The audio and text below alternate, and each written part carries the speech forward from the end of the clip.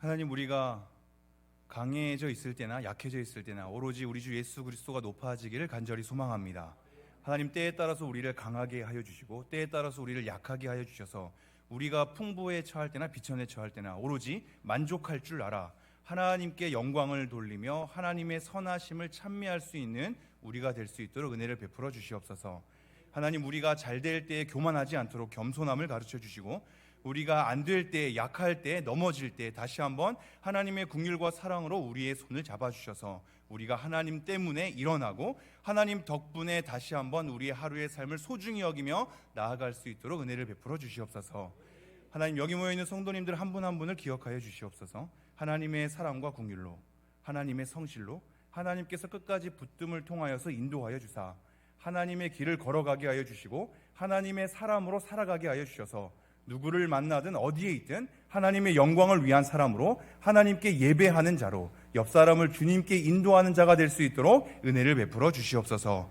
오늘도 말씀을 통하여 일하실 하나님, 그 성령님께 간구하며 다시 한번 나아가오니 말씀으로 깨우쳐 주사 하나님을 더 깊게 알게 하시며 우리 자신과 우리 모두의 모습을 알아 하나님께 엎드리며 긍휼을 구할 수 있는 우리가 될 수 있도록 은혜를 베풀어 주옵소서. 이 모든 말씀 우리 주 예수 그리스도 이름으로 기도합니다. 아멘. 네, 반갑습니다. 함께 앞뒤 좌우로 함께 인사를 해볼까요? 추워졌으니 오늘도 기도합시다. 네, 날이 점점 추워지는데 오늘 특히 또 춥네요. 추워졌으니 더 기도하는 우리가 되기를 간절히 소망합니다. 네, 오늘 말씀 들어가기 전에 찬양 한 곡을 먼저 하기를 원하는데요. 이따가 말씀 후에 또 찬양할 겁니다. 이 성도의 노래라는 찬양인데요. 한번 가사를 띄워주시면, 제가 주일 일부 예배를 드리시는 분 아시겠지만 1년 동안 잘 모르는 곡을 많이 가져왔거든요. 그죠? 얼마나 속상한 분들이 많았을지 제가 예상이 되는데요. 물론 아는 찬양 부르면 되게 은혜도 되고 예배 집중도 잘 되는 거를 익히 알고 있습니다. 익히 알고 있으나 우리 교회는 이제 젊은 세대와 함께 더불어서 함께 가는 게 중요한데 이 찬양에 대한 것이 좀 많이 갈라져 있어요. 극과 극으로. 그래서 우리가 하나 되기에 되게 손쉬운 것 중에 하나가 찬양이거든요. 마음이 하나로 모아지고 예배를 함께 드리고 한 하나님을 향해서 고백하는 것이 찬양이 너무 귀한 도구인데 이 새로운 찬양을 여러분이 익혀주셔야 다음 세대와 함께 예배할 수 있습니다. 지금 청소년들, 청년들은 전혀 다른 찬양하거든요. 그 접점을 찾아서 함께 하나된 마음으로 예배하기 위해서 제가 1년 동안 위험을 무릅쓰고 그렇게 찬양을 조금 해왔는데요. 계속해서도 새로운 찬양 계속 익혀주시면 좋겠습니다. 오늘 찬양은 이 성도의 노래란 찬양입니다. 성도의 노래, 고린도후서 5장을 통해서 고백되어진 찬양인데 제가 앞에만 한번 읽어드리죠. 환난, 가난과 고난, 수고로움 속에도 성도는 그 믿음을 지켰네. 어떠한 어려움 속에서도 성도가 그 믿음을 지켰다는 고백을 하고 있습니다. 그 다음 가사 한번 보여줄까요? 그 다음 가사 보면 주를 섬기는 일에 자신을 다드리며 진리의 말씀과 성령으로 그 길을 걸었네. 이 성도 모두가 지금 그 길을 걷고 있습니다. 우리 고린도후서 5장 생각하면서 이 찬양 한번 찬양해 보겠습니다.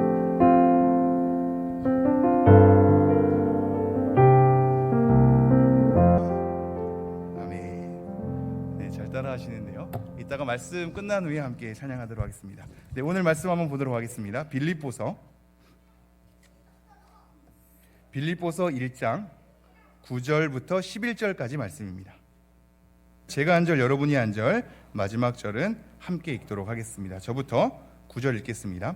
내가 기도하노라 너희 사랑을 지식과 모든 총명으로 점점 더 풍성하게 하사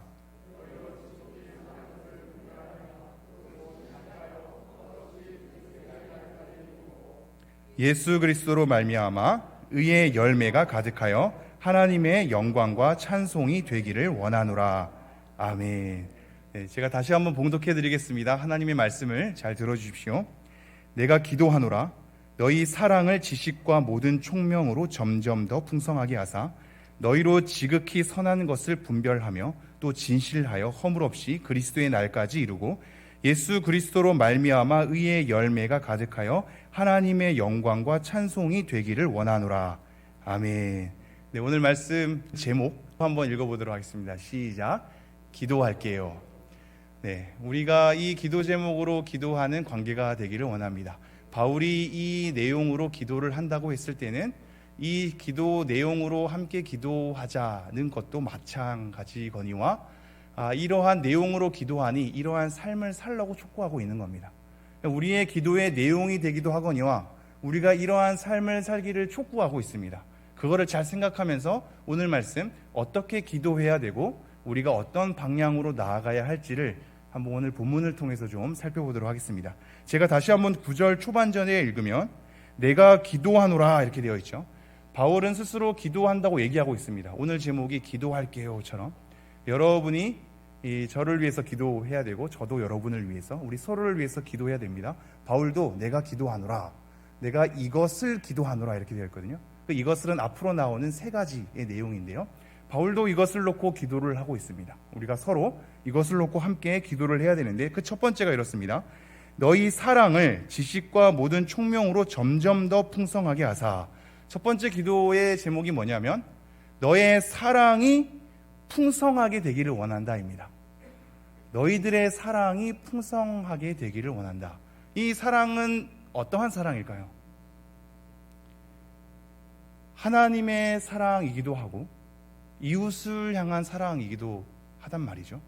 근데 지금 에베소서에서도 1장과 3장에 걸쳐서 바울이 기도를 하고 있거든요. 골로새서 1장에 가도 바울이 기도를 하고 있습니다.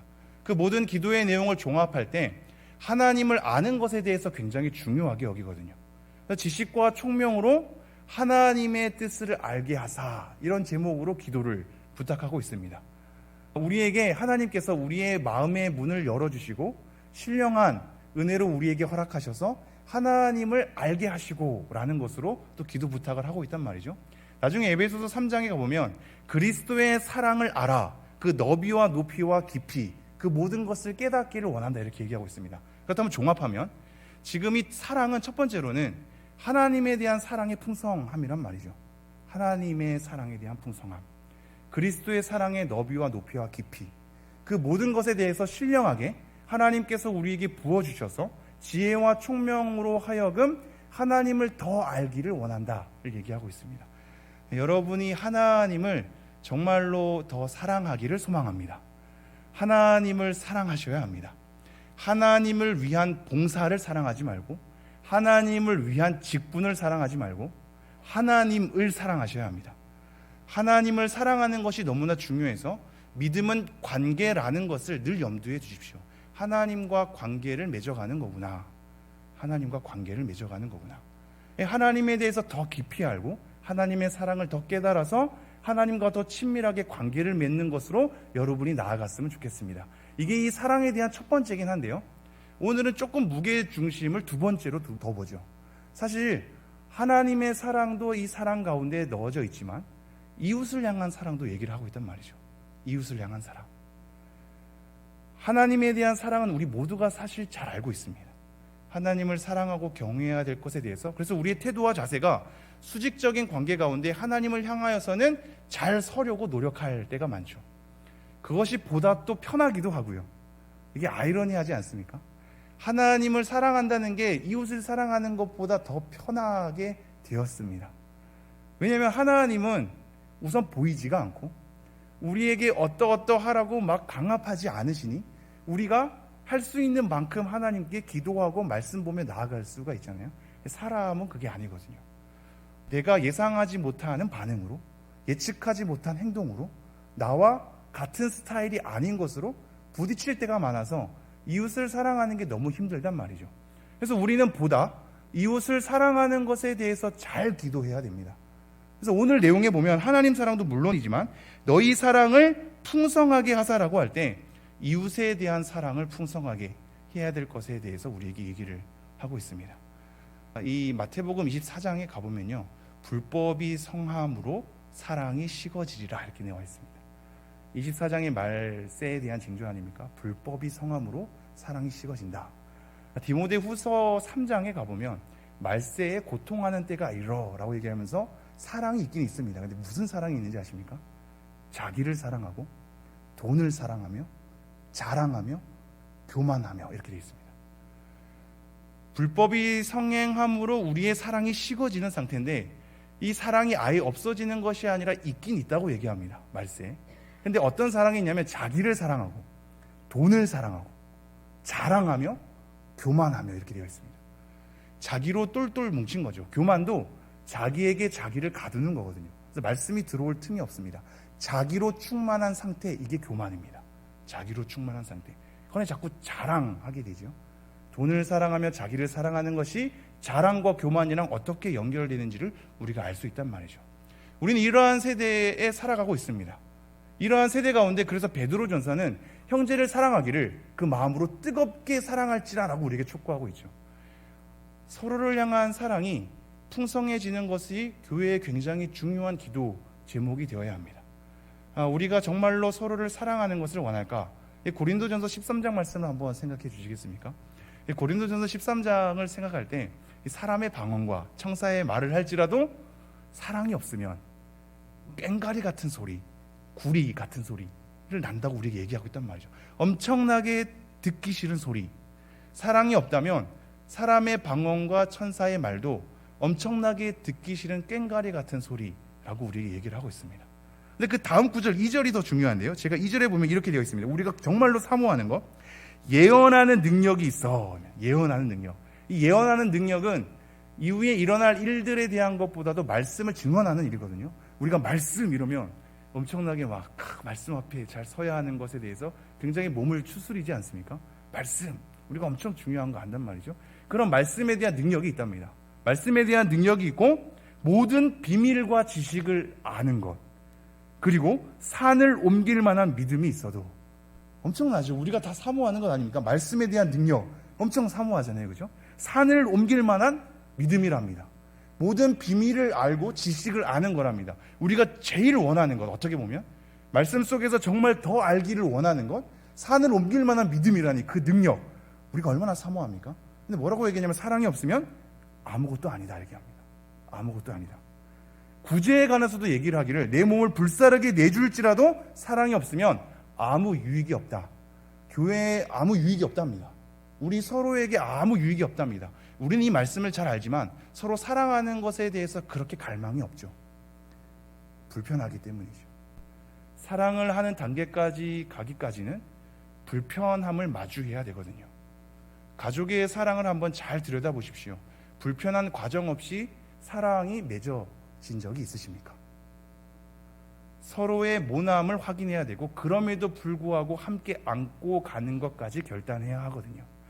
서로의 부족함을 채워줄 수 있고 그 가운데 또한 덮어줄 수 있고 때로는 하나님 말씀을 알기에 그것을 지적해 줄 수 있는 겸손함까지 함께 어우러져서 사랑이 빚어지건데 함께 부딪히는 과정을 넘어서지 않으면 사랑하는 관계가 될 수가 없습니다. 이거 우리 모두가 알고 있죠. 오히려 관계가 잘 맺어진다는 건 피상적이기 때문에 그렇지 않은가 싶기도 합니다. 간격을 두고 거리를 두고 서로 잘 모르니까 친절을 베풀 수 있고 서로 잘 모르니까 우리가 잘 지내는 것처럼 착각할 수 있단 말이죠. 근데 정말로 사랑하는 관계가 된다면 불편함을 마주하지 않을 수 없습니다. 그 사람의 모남을 확인하지 않을 수 없습니다. 그거 뛰어넘어야 하거든요. 우리가 이거를 정말로 원하는가?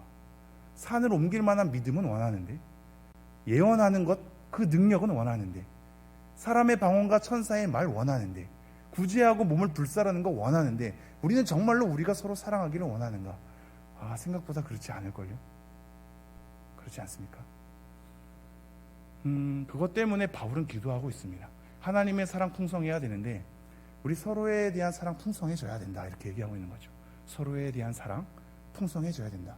교회가 교회다워지려면 교회가 함께 진정으로 하나님을 사랑하는 관계가 되려면 왜냐하면 하나님의 사랑과 이웃 사랑은 뗄 수가 없기에 분리되는 것이 아니기에 하나님 사랑한다고 하면서 이웃 사랑하지 않으면 그것은 거짓일 수 있기에 교묘하게 연결된 상황 가운데 왜 우리가 서로를 사랑해야 하는지 그것은 하나님의 사랑과 연결되어 있고 우리 예배와도 연결되어 있다. 모든 다락방도 연결되어 있고 모든 봉사와도 연결되어 있다.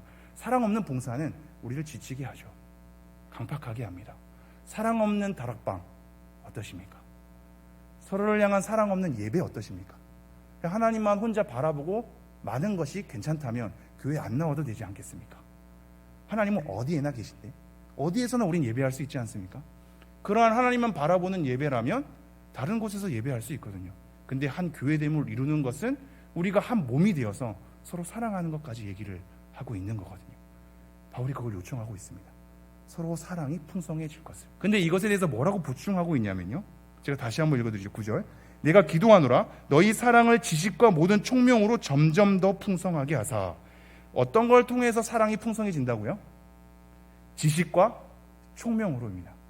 물론 이 지식과 총명은 하나님의 말씀으로부터 나오는 것일 겁니다.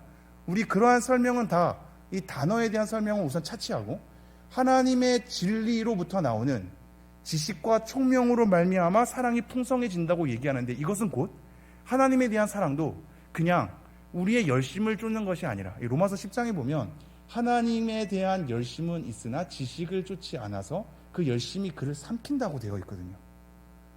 우리가 하나님에 대한 말씀으로서의 지식과 총명으로 쫓아가지 않으면 하나님을 제대로 사랑하지 않는다, 우리의 열심이 우리를 삼켜버릴 것이다 라고 얘기하고 있습니다. 마찬가지로 여러분, 우리가 서로를 사랑하는 것도 지식과 총명이 필요합니다. 그냥 우리의 마음을 표현한다고 서로의 사랑이 빚어지는 것이 아니라는 걸 확인하셔야 됩니다. 그걸 제가 책 한 권을 소개하면서 말씀을 드리죠. 게리 체프먼이라는 사람이 사랑의 5가지 언어라는 책을 썼습니다. 혹시 들어보셨는지요? 네, 몇 분 들어보신 분도 있을 텐데요. 제가 연초에 신방하게 될 때 이 책을 아시는지 몇 분에게 물어본 적이 있습니다. 게리 체프먼이라는 사람의 사랑의 5가지 언어. 이것은 뭘 얘기하냐면요, 우리는 사랑에 대한 언어를 가지고 있다라고 얘기합니다. 언어를 가지고 있다는 건 보다 다르게 좀 쉽게 표현하자면 이겁니다. 내가 사랑받는 것에 대한 그 사랑의 언어가 있고, 내가 사랑을 표현하는 것에 대한 사랑의 언어가 있다는 겁니다. 그래서 그 언어를 제대로 알아듣지 않으면 이 사람이 날 사랑하는데도 불구하고 저 사람이 날 사랑하는지를 모르는 겁니다. 나는 내 언어로 사랑을 표현했는데 저 사람이 전혀 못 알아듣는 겁니다. 마찬가지로 나도 저 사람은 분명히 날 사랑하는데 그 사람의 진심은 날 사랑하거든요. 나는 전혀 사랑을 못 느끼는 거죠. 각자의 언어를 알아야, 사랑하는 표현의 방식을 알아야, 사랑한다는 내용의 마음에 전달하는 행동들을 알아야 이 사람이 나를 사랑하는구나를 감지할 텐데, 그것을 모르니 서로 사랑함에도 불구하고 사랑하는지를 전혀 확인하지 못한다는 것이죠.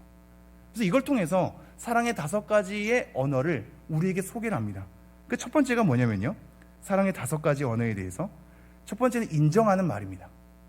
그 사람을 인정하고 칭찬하면 이 사랑의 언어를 지닌 사람은 그 칭찬과 인정을 받을 때 저 사람이 나를 좋아하는구나, 나를 사랑하는구나로 알아차린답니다. 그래서 이 언어를 가진 사람은 사랑을 표현할 때 어떻게 표현할까요? 인정하는 말을 하겠죠. 자기도 인정하는 말로 사랑을 표현하고 누군가 인정했을 때 나는 사랑받는다고 자기가 느끼는 거죠. 두 번째가 함께하는 시간입니다.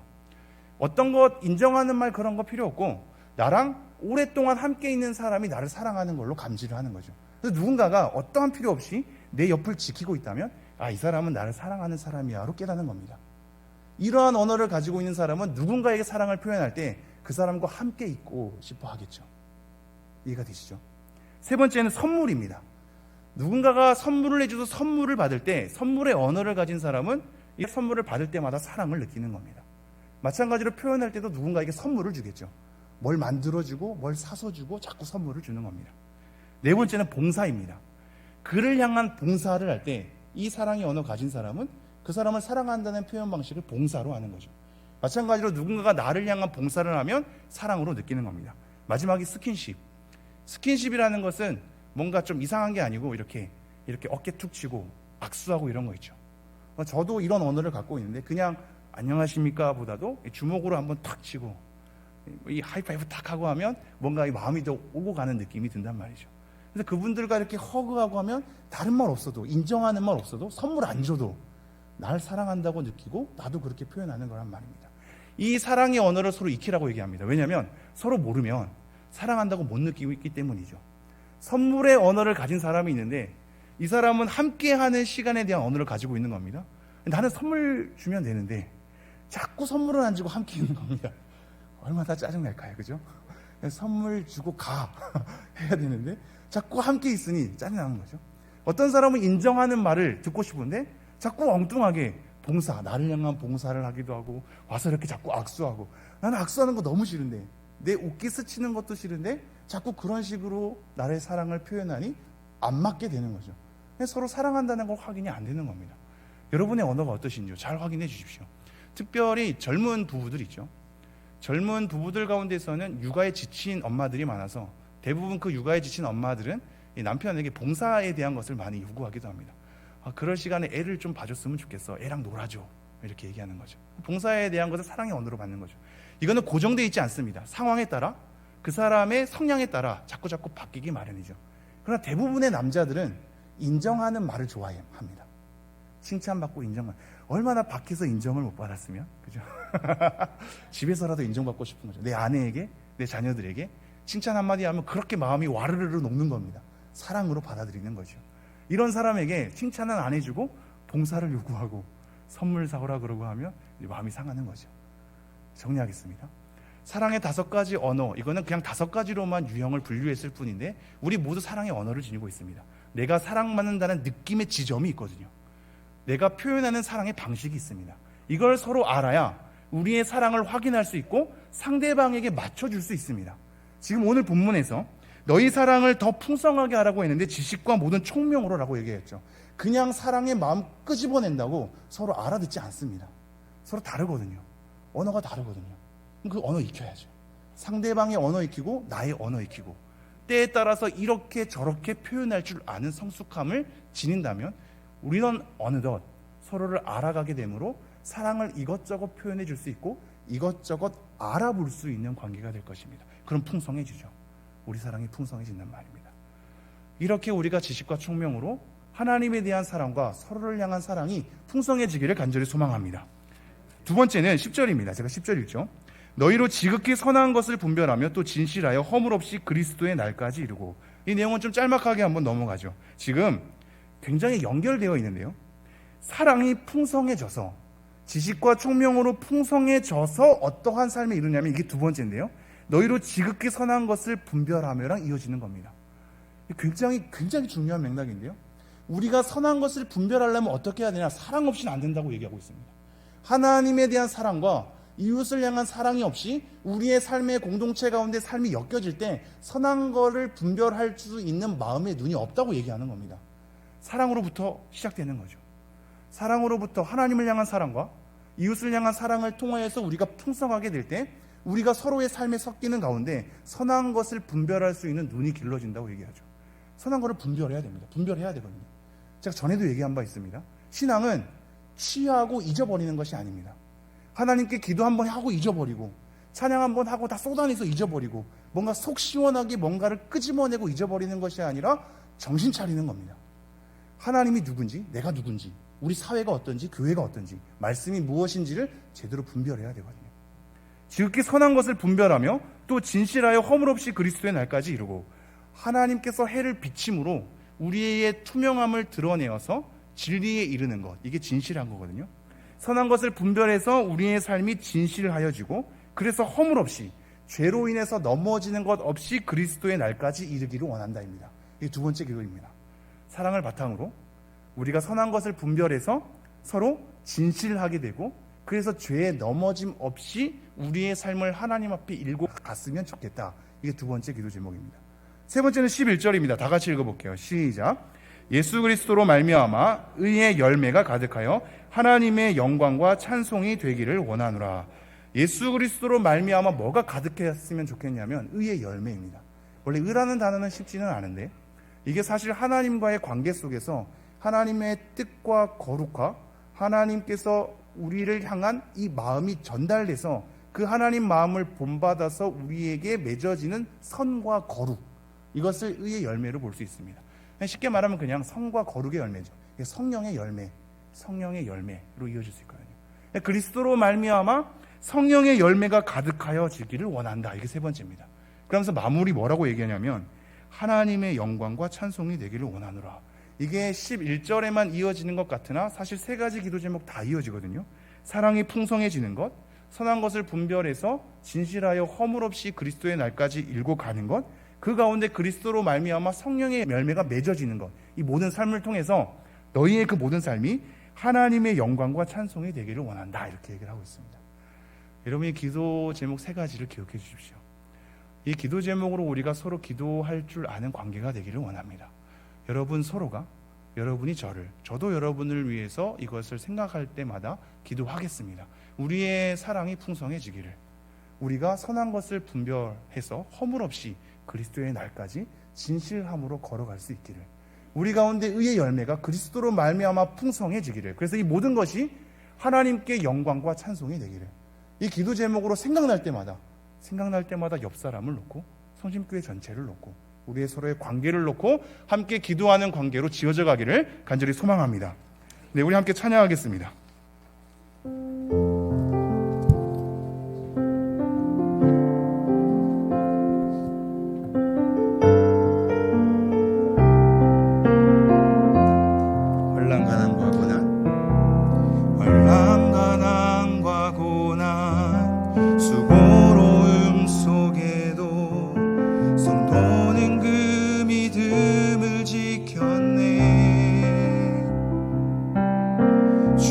섬기는 일에 자신을 다 드리며 진리의 말씀과 성령으로 그 길을 걸었네. 한 번 더.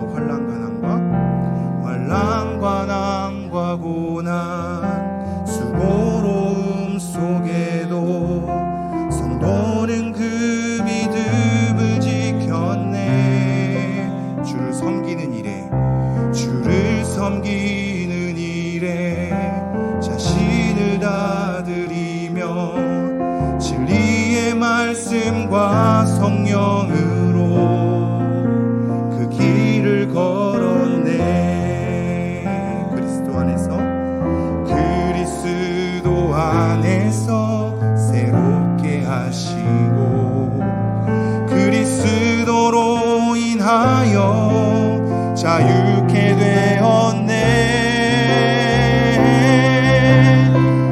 우리는 무명하나 유명한 자요. 죽음의 위기 속에도 참 생명 가졌고 근심하나 기뻐하며 가난하나 다른 이를 부욕해 하는 자로다. 모든 것 가진 자로다. 모든 것 가진 자로다. 네, 우리 함께 기도하겠습니다. 말씀에 근거한 기도를 하겠는데요. 오늘 말씀이 제가 이렇게 하나하나 전달을 하였는데요. 여러분의 마음이 어떻게 열매가 맺어질지 모르겠습니다. 그러나 우리가 지금 이 제목을 생각하면서 함께 기도했으면 좋겠는데요. 정말로 우리의 사랑이, 하나님을 향한 사랑과 서로를 향한 사랑이 지식과 총명으로 풍성해지기를, 우리 서로가 선한 것을 분별하며 끝까지 진실하게 살아가기를, 그리스도로 말미암은 의의 열매가 가득하기를, 그래서 이로 인해 하나님의 영광과 찬송이 되기를, 우리가 정말로 간절히 이러한 기도 제목을 마음에 담아 우리가 그러한 관계가 되게 해달라고, 그리스도의 날까지 이르러서 끝까지 이렇게 빚어가는 관계가 되게 해달라고 우리가 함께 진실한 마음으로 기도하며 나아가도록 하겠습니다. 기도하겠습니다. 하나님, 다시 한번 기도하며 나아갑니다.